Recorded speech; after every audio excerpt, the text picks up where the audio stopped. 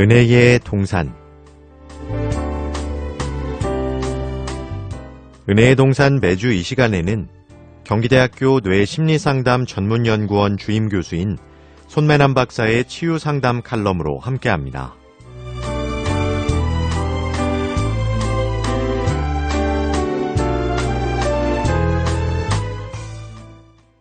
안녕하세요. 오늘의 성격장애 제목은요, 지나치게 남을 피하려 해도 병이다. 지나치게 남을 피한다고 하는 것이 뭐겠어요? 회피한다고 하는 거죠. 그래서 우리가 이런 병을 가리켜서 회피성 성격장애다, 이렇게 얘기를 하고 있습니다.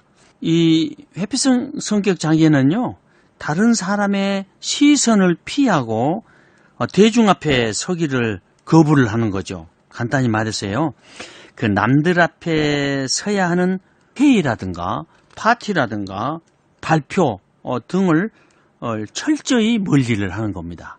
그리고 자신만의 공간에 머물러 가지고 자신을 무능하다는 생각을 하면서 머물러 있습니다. 겉보기에는요, 이 내성적이다 아니면 조용한 성격이다 이렇게 얘기를 할 수도 있습니다. 하지만은요, 실제 그 내면에는요, 끄짐없이 자신을 괴롭히는 의심과 불안으로 가득 차 있습니다. 그래서 밖에 다른 사람하고 얘기를 할 수가 없다고 하는 것입니다.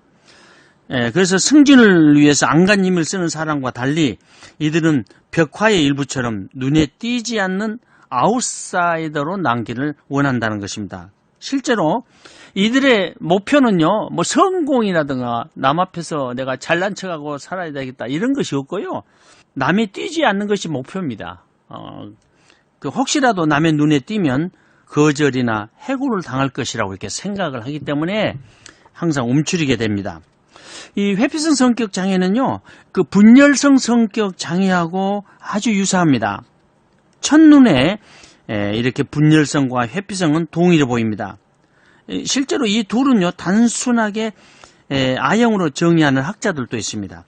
하지만 분열성은요, 다른 사람과 상호작용하는 것 자체를 싫어합니다. 욕구 자체가 없습니다. 다른 사람하고 사귀어야 되겠다는 욕구 자체가 없는 거고, 그런데 이 회피성은요, 다른 사람과 상호작용은 마음속으로는 원하지만은 결국 자기가 누구한테 거절당할 것이다 이렇게 생각을 하고 있기 때문에 결국 다른 사람들을 피하여 행동하고 살아가게 된다는 것입니다. 또 다른 특징은요, 회피성은 감정이 풍부하지만요, 분열성은 그렇지 않습니다.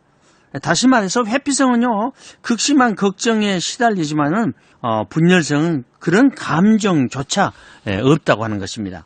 회피성 성격 장애자는 지속적으로 주변을 두리번거리면서 남들의 시선이나 비난의 여지가 있는지를 이렇게 살펴보고 이렇게 살아갑니다. 그리고 자신을 엄하게 관리하면서 내성적인 이미지를 만들어가는 것입니다. 결과적으로 자연스럽게 행동하지 못하고 수줍음을 많이 타는 이 사람이라는 인식을 심게 됩니다. 그래서 지나치게 수줍음을 많이 타는 것도 이제 병이 된다는 거예요. 그래서 요즘 DSM-5에서는요, 그 수줍음도 이제 이렇게 병명이 지금 올라가 있기 때문에 실제는 정신장애의 발병률이 더 높아졌다 이렇게 얘기하거든요. 그러니까 우리가 어렸을 때 아주 중요합니다. 이런 것들, 이 성격을 만들 때요. 좀 이따 얘기하겠습니다만은 성격을 만들 당시 때 부모들의 역할이 대단히 중요합니다. 또 이제 이 회피성 성격 장애는요, 누군가와 사귀게 되더라도 명확한 선을 긋습니다. 호감이 있어도 선뜻 표현하지를 못해요. 감정을 숨긴 채 자신에 대해서 얘기를 하지 않습니다. 또 다른 증상으로 회피성 성격 장애자들은요, 여러 사람과 함께 자리에서 부정적인 평가를 받지 않을까 이렇게 두려워하는 거예요. 이게 두려워한다, 불안한다고 해서 DSM-5에서는 C군의 인격장애 다 이제 분류를 이렇게 하고 있거든요. 그래서 낯선 사람과의 식사를 한다든가, 또 심지어는 직장에서 파티를 한다든가, 또 사교 모임이 있다든가 이런 것 자체에도 이제 어려움을 겪게 됩니다. 내가 무엇을 입어야 할지, 또 무슨 말을 해야 될지 다른 사람의 자신을 어떻게 생각할지, 그들이 자신에게 무슨 말을 해야 할지에 대해서 걱정으로 노심초사하게 됩니다. 특히 우리가 게임이나 또 운동 경기에 직접 참가해야 하는 모임에 참석하는 것은 상상조차 할 수가 없다고 하는 것입니다. 결국 그래서 회피성 성격 장애자는요, 평생 불행한 삶을 살 수밖에 없다고 하는 것입니다. 그리고 직장 생활에서 이렇게 승급하여 행복한 삶을 누릴 수가 없다고 하는 것입니다. 왜냐하면 걱정과 근심으로 사회생활이 완만하지 못하기 때문에요. 사회생활은요, 우리가 성공 실패는요, 다 어떤 인간관계를 잘하느냐에 따라서 달라집니다. 여러분, 많이 배웠느냐가 성공 실패를 좌우하는 것이 아닙니다. 우리 성격이 어떤 거였느냐, 인간관계를 어떻게 했냐에 따라서 우리가 성공 실패가 좌우된다는 거. 그래서 다음에 이거 끝나면요, 아무래도 성격 유형에 대해서 해야 이것하고 연결될 것 같습니다. 회피성 이 성격 장애자들은요, 어디 가서 음식을 주문할 때도 주문을 못하고 옆 사람한테 주문을 시키라고 그럽니다. 왜냐하면 자기가 주문을 하면 혹시 이걸 잘못 시켜서 자기를 갖다 무시당하지 않을까 이렇게 걱정을 하기 때문에 주문도 잘 못합니다. 그래서 옆에 사람이 주문하면은 그걸 그냥 따라간다든가 이렇게 하는 것입니다. 그래서 회피성 성격 장애는요, 별로 말이 없고요.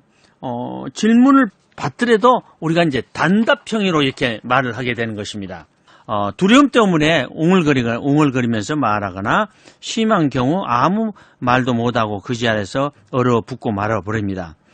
특히 이제 이런 사람들의 큰 문제는요, 비난을 받으면은 자기 인격의 모독으로 이렇게 해석하는 경향이 있어요. 또 시험에 떨어지면요, 자신을 갖다가 나고자라고 생각을 합니다.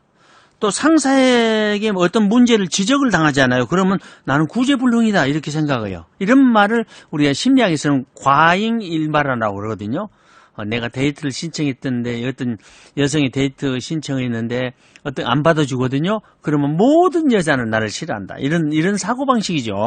이들은 열등감 때문에 의기소침해지느니 차라리 타인과 떨어져지는 것이 낫다는 그런 결론을 내려버립니다. 그래서 이 회피성 성격 장애는요, 그 심리적 특징이 과잉 일반화되는 인지적인 특징을 가지고 있습니다. 또 회피성 성격 장애자는요, 다른 사람의 부정적 평가를 두려워할 뿐만 아니라 스스로 자기 자신을 부정적으로 평가해 버린다고 하는 것입니다. 자신을 무능하고 멍청하고 또 부적절한 사람이라고 믿어버리는 것입니다. 그래서 자신은 결코 다른 사람의 기대를 충족시킬 수 없다고 생각을 하게 된다고 하는 것입니다. 또 이제 그 회피성 성격 장애는요, 익숙한 환경을 그래서 좋아합니다. 낯선 환경에서 적응할 수 없죠. 그리고 수치와 치욕을 당할지 모르기 때문에 항상 익숙한 환경에서 살아가는 것을 좋아합니다. 회피성 성격 장애자들은요, 상담한 정신과 의사들이 말하는 증상이 있습니다. 회피성 성격자에게는 새로운 사람을 만나거나 새로운 행동을 시작할 때 겪을 수 있는 위험과 장애가 지나치게 이제 과장이 되어 있다고 하는 것입니다. 그래서 이 회피성 성격 장애는요, 어릴 때부터 이제 수줍음을 많이 탄다든가 그런 아이들에게서 발생하기 쉽습니다. 그래서 이제 왜 이런 성격 장애가 만들어지냐? 그것은요, 어릴 때 그 아이가 말을 하면 언어적 학대를 하는 거예요. 어에게 모욕을 주는 이런 가정 환경에서 자랄 때 문제가 됩니다. 자신을 격리한 사람들은 일반적으로 부모의 따뜻한 애정이나 정서적 귀여움보다는 아이의 면전에서 그를 갖다가 배척하고 놀리고 비하시키고 모욕을 줄 때, 그때 이 아이는 이제 격리하는 방식을 배우게 된다고 하는 것입니다. 그래서 언어학대 있잖아요. 어렸을 때 언어학대, 아이를 무시하는 언어학대는 대단히 조심해야 합니다. 언어학대가 뭐가 있을까요? 여러분, 이런 거 있어요. 너는 아무 쓸모도 없어. 이렇게.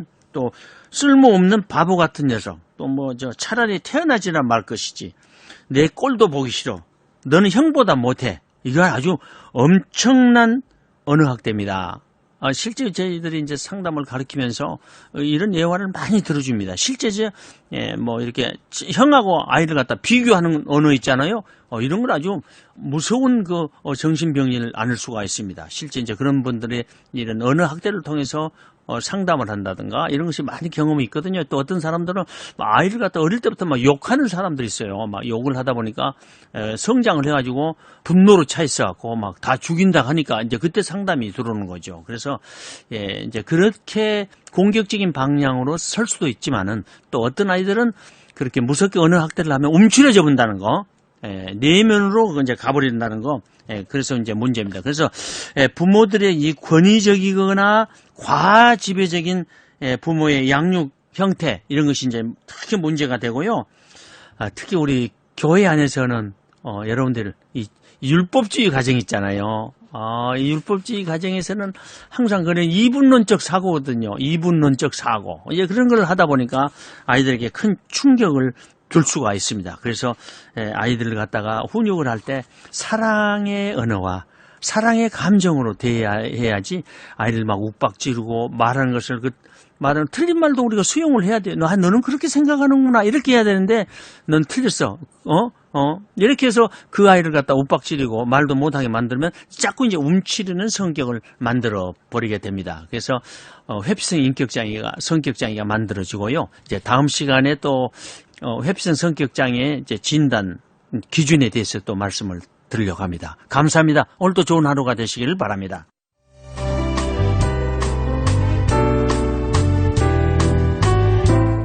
은혜의 동산 지금까지 경기대학교 뇌심리상담 전문연구원 주임교수인 손매남 박사의 치유상담 칼럼으로 함께하셨습니다. 문의사항이 있으신 분은 지역번호 02-884국에 7590번으로 연락주시거나 유튜브에서 손매남을 검색하시면 이 방송을 다시 들으실 수 있습니다.